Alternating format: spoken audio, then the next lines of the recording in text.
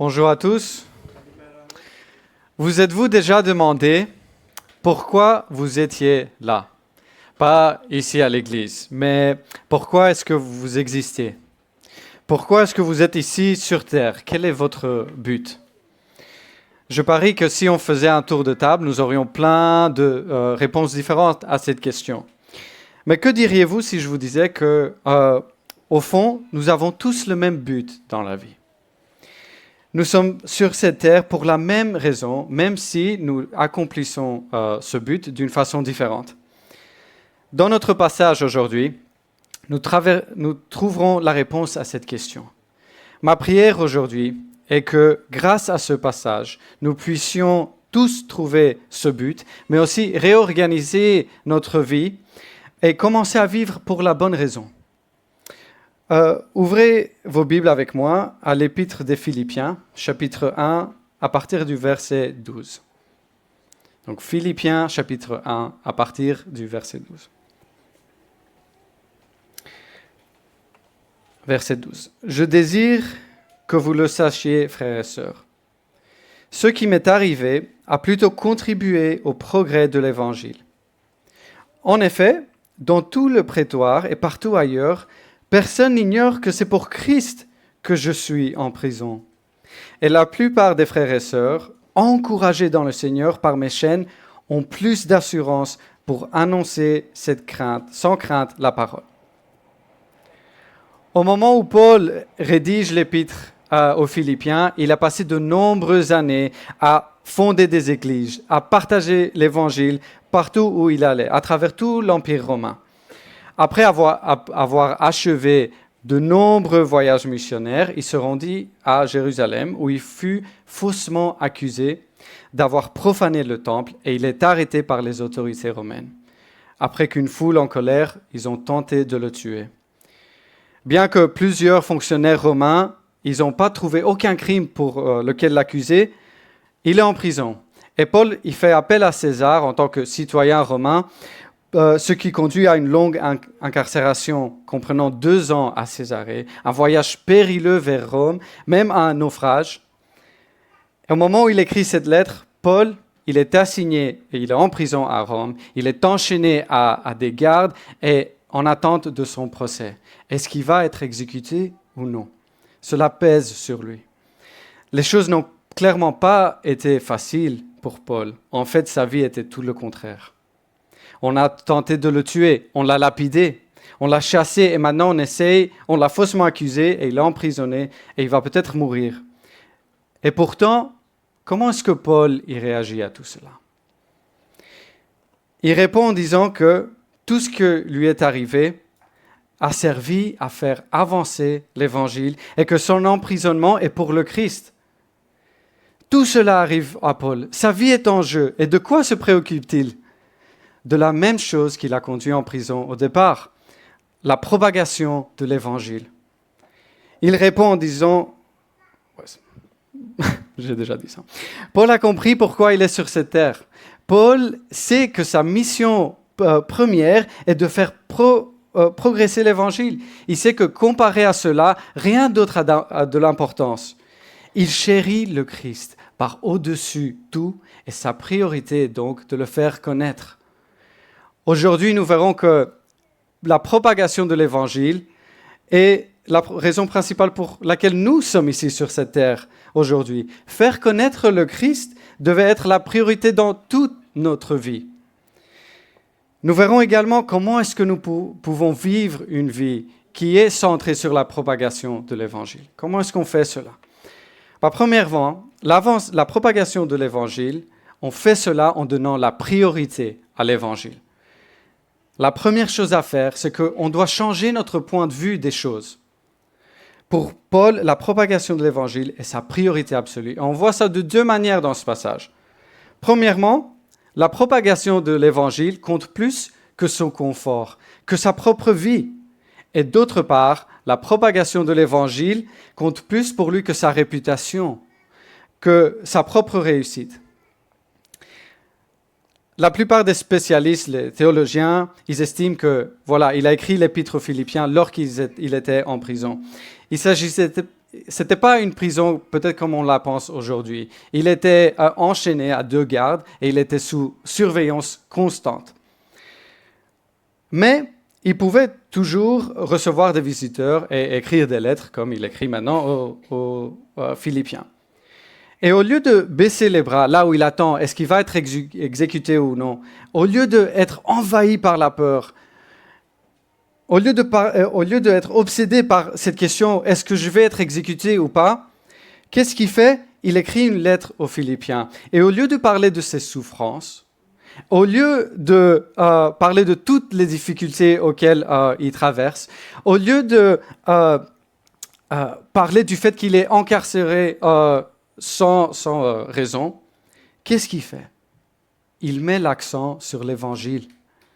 Il dit en substance, oui, toutes ces choses m'arrivent, mais ce que je veux que vous sachiez, c'est que l'Évangile progresse grâce à tout cela. Paul se soucie davantage de la progression de l'Évangile que de son propre confort, que de sa propre vie. Essayons de nous mettre un peu à la place de Paul. Réfléchissez un peu. Vous avez passé les dernières années à faire des voyages pour partager l'Évangile.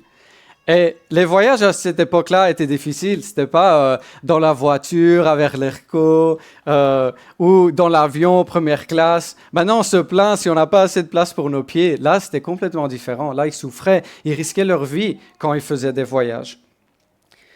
Donc, vous voyagez depuis longtemps, vous risquez vos vies, c'est difficile, vous devez marcher beaucoup. Et partout où vous allez, vous faites face à la persécution. Les gens, ils vous chassent, ils essayent de vous tuer. Ils ont essayé de lapider Paul. Imaginez que ça, c'est vous. Et maintenant, vous êtes incarcéré sans vraiment une raison valable. À quoi penseriez-vous? Qu'est-ce qui occuperait vos pensées? Je suis sûr que Paul, il a peur. Il est humain. Je suis sûr que Paul, il souffre. Il a mal dans son corps. Il est pas confortable dans la situation dans laquelle il est. Mais pour Paul, la propagation de l'Évangile compte plus que ce confort. Il compte plus que sa propre vie. Et donc, c'est ça sa principale préoccupation dans toutes ces situations dont il se trouve. Et ce n'est pas tout. Regardez versets 15 à 18. Certains, il est vrai, proclament Christ par jalousie avec un esprit de rivalité, mais d'autres le proclament avec de bonnes intentions. Les uns agissent par amour, sachant que je suis là pour la défense de l'Évangile. Les autres, animés d'un esprit de rivalité, annoncent Christ avec des intentions qui ne sont pas pures, avec la pensée d'augmenter les souffrances de ma détention. Que importe! De toute manière, que ce soit pour de mauvaises raisons, que ce soit sincèrement, Christ est annoncé. À la fin du verset 13, Paul a déclaré que son emprisonnement avait permis à davantage de personnes à partager l'Évangile.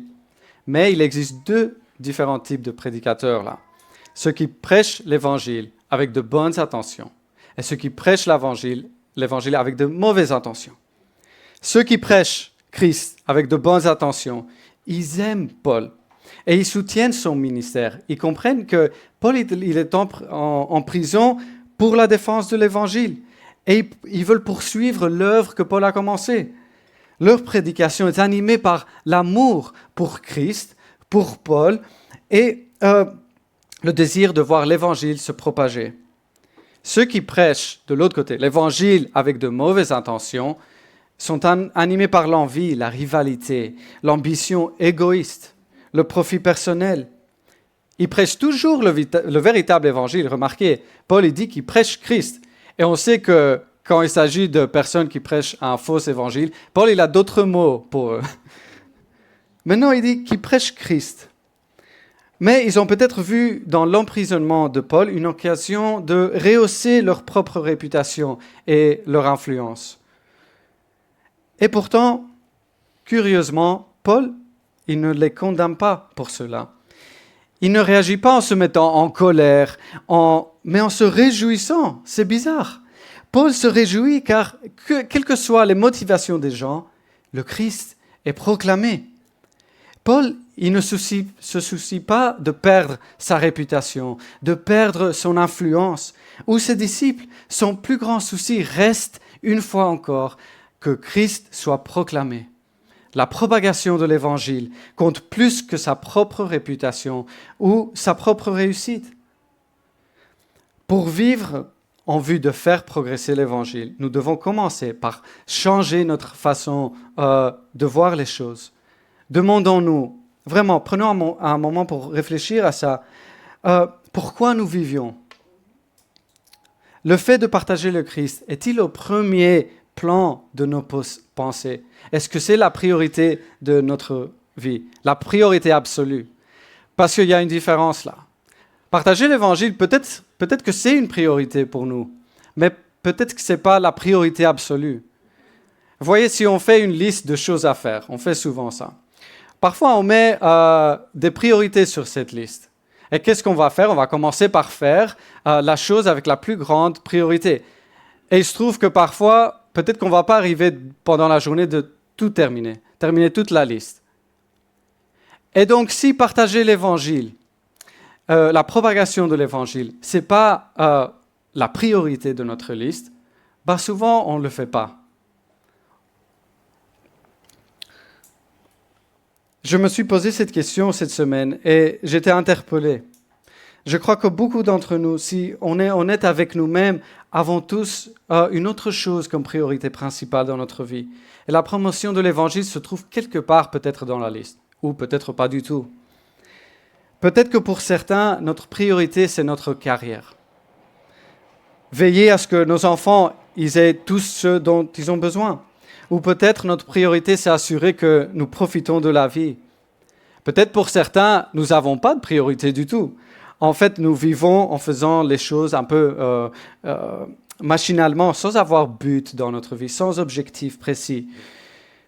La plupart d'entre nous, et je m'inclus dans ce groupe, avons vécu en poursuivant un mauvais objectif. Pas parce que l'objectif est mauvais en lui-même, mais parce qu'il n'a pas la bonne priorité. Nos priorités sont complètement déséquilibrées. Mais nous ne sommes pas obligés de vivre ainsi. Je vous encourage à prendre vraiment le temps d'y réfléchir, à prier que Dieu vous révèle ce pourquoi vous viviez véritablement et qu'à travers le Saint-Esprit, il vous aide à réorganiser votre vie, vos priorités, pour qu'on puisse vivre pour Christ et pour progresser son évangile, la bonne nouvelle de Jésus. Peut-être pour faire cela, vous pouvez commencer votre semaine en vous posant la question « Comment est-ce que je vais faire progresser l'évangile cette semaine ?» Cela peut prendre de formes différentes. Comme j'ai dit, on peut avoir le même but, mais on peut l'accomplir de façon différente. Peut-être que je passerai du temps à lire la Bible avec mes enfants. Ça, c'est propager l'évangile. Peut-être que je partagerai l'évangile avec quelqu'un qui est proche de moi. Peut-être je vais prendre du temps à lire la Bible et prier avec mon conjoint, ensemble, pour qu'on puisse grandir dans l'Évangile. Et persévérer, même si c'est difficile. Pour faire progresser l'Évangile, il faut cependant pas simplement un changement de perspective. Il faut que nous prenions action. Nous devons passer à l'action. La première chose à faire, c'est proclamer Jésus. La propagation de l'Évangile par la prédication de Christ. Qu'est-ce qui a conduit Paul en prison? On a vu que c'était parce qu'il partageait Christ à tout le monde. Ce qui déplaisait à certains chefs juifs. Ceux-ci ont tenté donc de le tuer à plusieurs reprises et c'est pour cette raison qu'il est aujourd'hui en prison. C'est en proclamant le Christ que Paul il se trouve dans la situation dont il est. Ils n'ont pas réussi de l'arrêter. Lui faire du mal n'a pas marché. Le chasser n'a pas marché. Le lapider n'a pas marché. Et donc, ils se disent, OK, on va le tuer. Et donc, il se trouve en prison. Et que fait Paul? Il regarde à sa gauche. C'est ma gauche, ça? Il regarde à sa gauche, il voit le garde. Et puis, il regarde à sa droite, il voit un autre garde. Et qu'est-ce qu'il se dit? Ah ben voilà, 2 personnes auxquelles je n'ai pas encore partagé Jésus. Grâce à son obéissance et sa fidélité au Christ, toute la garde impériale entend parler de Jésus. Pour faire avancer l'Évangile, nous devons proclamer Jésus en toutes circonstances, à tous les gens, sans reculer. Nous devons être audacieux en Christ. Ils n'ont pas pu empêcher Paul de partager le Christ. Ils n'ont pas pu l'arrêter. Je pense que beaucoup d'entre nous, on abandonne face à des situations bien moins difficiles. L'idée de risquer d'offenser quelqu'un nous arrête. Ou nous évitons de nous mettre dans des situations où nous nous sentons mal à l'aise. Vous savez, il se pourrait qu'à notre époque, nous chrétiens, nous nous contentions simplement d'aller à l'église, d'aller aux choses qui sont organisées par notre église, et que nous pensions que voilà, c'est tout. C'est ça, être un disciple de Jésus. Nous avons coché toutes les cases de la liste « Je suis chrétien ». Mais ce qui est intéressant, c'est que la Bible mentionne à maintes reprises que nous serons persécutés pour avoir suivi le Christ. Et la plupart d'entre nous, moi y compris, nous ne l'avons pas été vraiment persécutés. Pourquoi? Parce que nous partageons rarement l'Évangile avec les non-croyants et que nous pensons que peut-être partager l'Évangile, ce n'est pas mon rôle. Peut-être qu'on pense qu'il suffit juste de vivre différemment. Et lorsque les gens y voient comment je vis, alors ils vont comprendre l'Évangile. La vérité, c'est que nous devons tous partager Christ. C'est la chose la plus aimante que nous pouvons faire pour les autres. Et pour partager l'Évangile, ça ne suffit pas de simplement vivre différemment.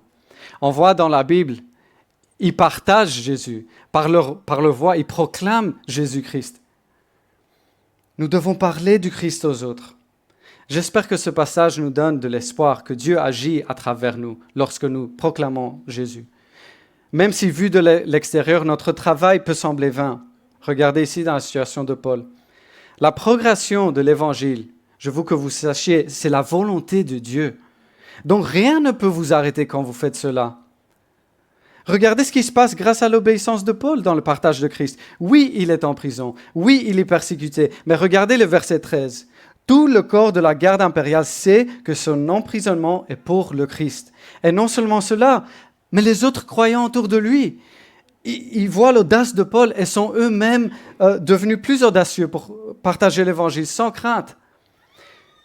Tout comme Paul, notre but dans la vie, ça doit être la progression de l'Évangile de Christ. Pour cela, nous devons partager Jésus avec le monde en parlant de qui il est, de ce qu'il a fait. Peu importe où Dieu nous place, quelle que soit la situation dans laquelle vous vous trouvez, il faut qu'on partage Jésus. Même si cela est difficile, même si on risque notre vie, nous faisons progresser l'Évangile en proclamant Jésus, mais aussi par la façon dont nous vivons. C'est aussi important, sinon on est des hypocrites. La propagation de l'Évangile se fait aussi à travers nos corps. Regardez ici dans le verset 19. « Je m'en réjouis et je m'en réjouirai encore, car je sais que cela aboutira à mon salut. Grâce à vos prières et à l'assistance de l'Esprit de Jésus-Christ, conformément à ma ferme attente et à mon espérance, je n'aurai honte de rien. Mais maintenant, comme toujours, la grandeur de Christ sera manifestée avec une pleine assurance dans mon corps, soit par ma vie, soit par ma mort. » Paul, encore, il continue à se réjouir dans cette situation dans laquelle il est, quelles que soient les circonstances, car il sait, à travers la prière, à travers le Saint-Esprit, les choses tourneront à son salut. En grec, le mot utilisé ici est soteria. Il peut s'agir de sa libération de la prison, mais aussi du salut au sens ultime. Je pense que cela fait référence aux deux. Quel que soit le résultat, il place son espoir dans le fait que Christ sera glorifié dans son corps. Qu'est-ce que cela signifie, que Christ soit glorifié dans son corps? Le mot-clé traduit par glorifié, megalintheste, signifie magnifier, exalter, montrer comme grand, rendu visible dans sa gloire. Paul, il ne dit pas qu'il peut rendre le Christ plus grand en substance. Le Christ est déjà suprême. Ce que Paul dit ici, c'est qu'il souhaite plutôt manifester la grandeur du Christ à travers son corps. que ce soit par sa vie, donc à travers ses actions, ses paroles, sa persévérance dans le ministère, sa conduite quotidienne, ou par sa mort. Le Christ sera magnifié par son témoignage fidèle, par le témoignage fidèle de Paul, par le fait qu'il meurt pour l'amour du Christ. Faire progresser l'Évangile ne se fait pas simplement en partageant le Christ par nos paroles, mais aussi en partageant le Christ par notre manière d'agir, par la façon dont nous utilisons notre corps. Notre corps, c'est comme un outil que nous pouvons utiliser pour honorer le Christ.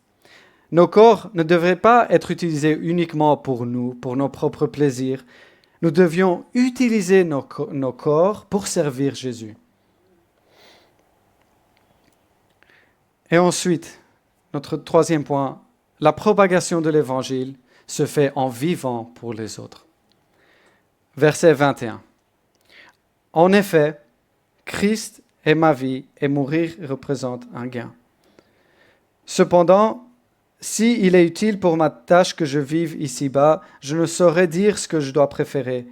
Je suis tiraillé des deux côtés. J'ai le désir de m'en aller et d'être avec Christ, ce qui est de beaucoup le meilleur. Mais à cause de vous, il est plus nécessaire que je continue à vivre ici-bas. Persuadé de cela, je sais que je resterai et demeurerai avec vous tous, pour votre progrès et votre joie dans la foi. Grâce à mon retour auprès de vous, vous aurez alors dans ma personne une raison d'éprouver encore plus de fierté en Jésus-Christ. Paul poursuit sur cette lancée et prononce l'une de mes phrases préférées dans la Bible. Car pour moi, vivre, c'est Christ et mourir est un gain. Paul est tiraillé entre ces deux choses. En effet, si Paul meurt, il sera libéré de toutes ces souffrances, toutes ces difficultés, ces épreuves, et il sera avec Jésus. Il sera avec lui en personne. Quelle plus grande joie d'être pleinement réuni avec Jésus. Il n'y a rien de mieux que cela. Plus de péché, plus de souffrance, juste profiter pleinement de Jésus. Qu'est-ce qui peut comparer à cela? Pourquoi est-ce que Paul il se tourmente? Il y a quoi à comparer à cela? Être avec Christ et rester ici sur terre. Il n'y a pas de comparaison. Pourquoi choisirait-on de rester sur terre? Il dit que vivre, c'est Christ. Que veut-il dire par cela? La raison pour laquelle Paul vit, c'est qu'il peut ainsi poursuivre l'œuvre que Dieu lui a confiée. Vivre, c'est Christ. Signifie que le but de sa vie, c'est accomplir l'œuvre que Christ nous a confiée. Paul dit qu'il est nécessaire de rester dans la chair. Pourquoi? Pour le bien des autres. Être avec Christ est bien mieux, dit-il, bien sûr, mais rester en vie lui permettrait d'aider davantage les Philippiens dans leur progrès, leur cheminement spirituel. Paul, il sait que la voie de Jésus est celle du service. Il est convaincu que ses préférences seront mises de côté, afin qu'il puisse rester et continuer à accompagner les Philippiens dans leur progrès, dans la joie et dans leur foi. Est-ce que vous vous êtes déjà demandé pourquoi est-ce qu'après avoir cru en Jésus, nous ne sommes pas immédiatement enlevés pour être avec lui? Ça serait bien mieux, n'est-ce pas? Nous croyons en lui, nous sommes sauvés, et rien ne peut changer cela. Et donc pourquoi est-ce qu'on est ici? Pourquoi est-ce qu'il ne nous prend pas et qu'on n'est pas pleinement avec lui dans sa présence? Pourquoi? Pourquoi est-ce qu'on reste ici sur terre? Parce que nous sommes ici pour une raison. Et cette raison, ce sont les autres. Nous sommes encore ici parce qu'il y a des gens qui doivent encore entendre l'Évangile. Nous sommes ici parce qu'il y a encore des chrétiens qui doivent grandir dans leur foi. C'est pour ça que nous sommes ici. Pour aider les autres. C'est en agissant ainsi que nous pouvons rendre gloire à Dieu et honorer Jésus. Vivre pour le Christ signifie sacrifier nos désirs, nos préférences pour le progrès dans la foi des autres. C'est ce que Paul fait ici. Mais pensez aussi à ce que Christ lui-même a fait. Il est descendu sur terre. des cieux. Il est descendu de la gloire pour devenir humain, pour être raillé, pour souffrir, pour mourir. Pourquoi?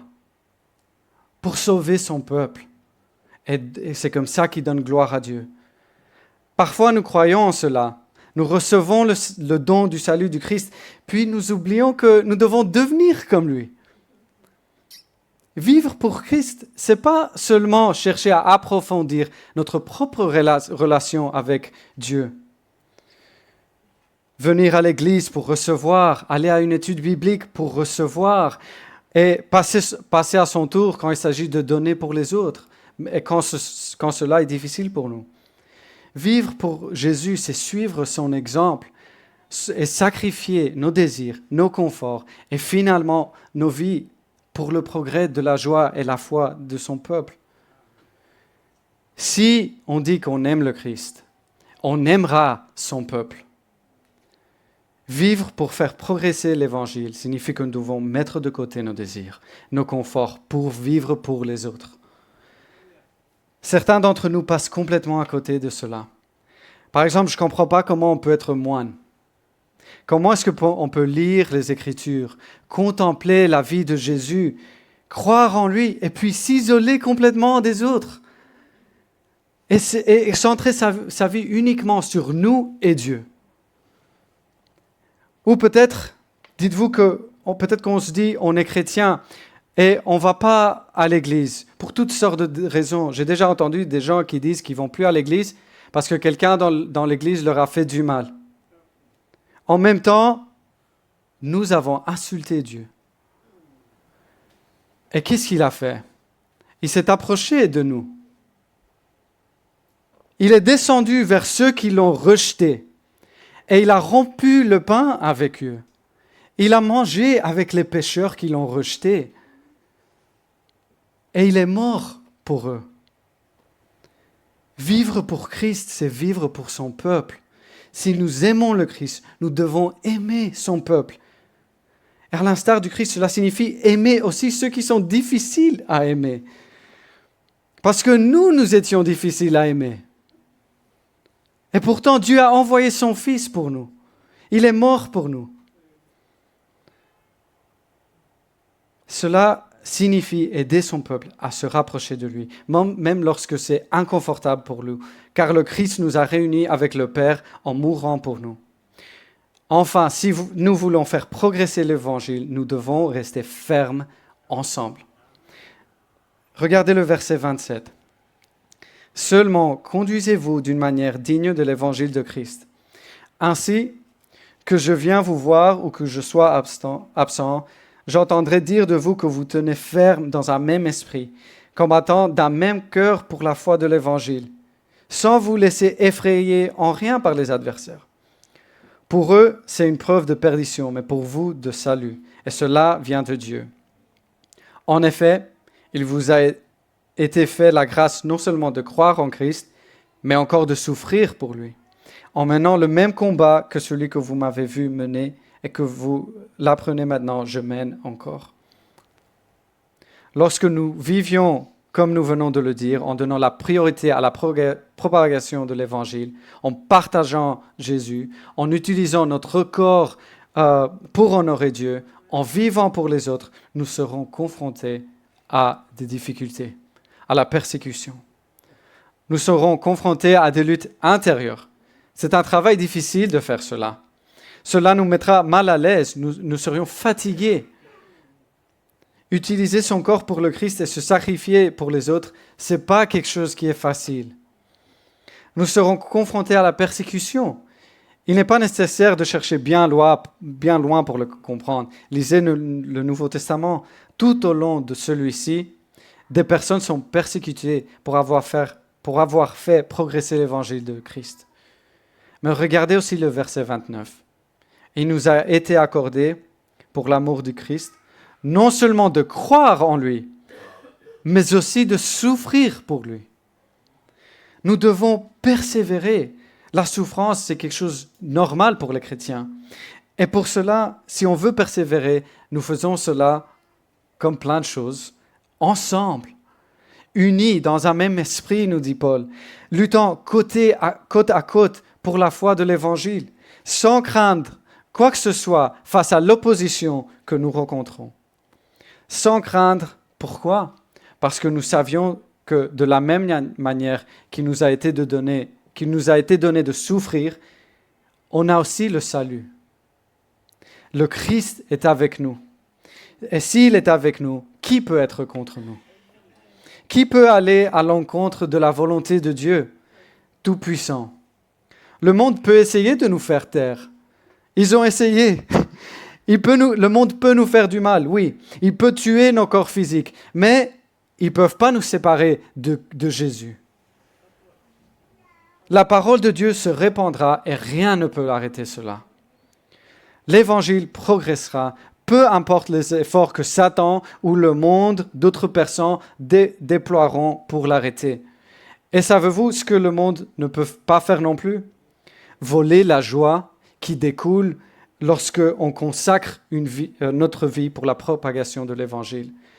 Le monde ne peut pas voler la joie que Dieu nous donne lorsqu'on vit comme cela. La preuve, Paul, il se réjouit. Regardez sa situation.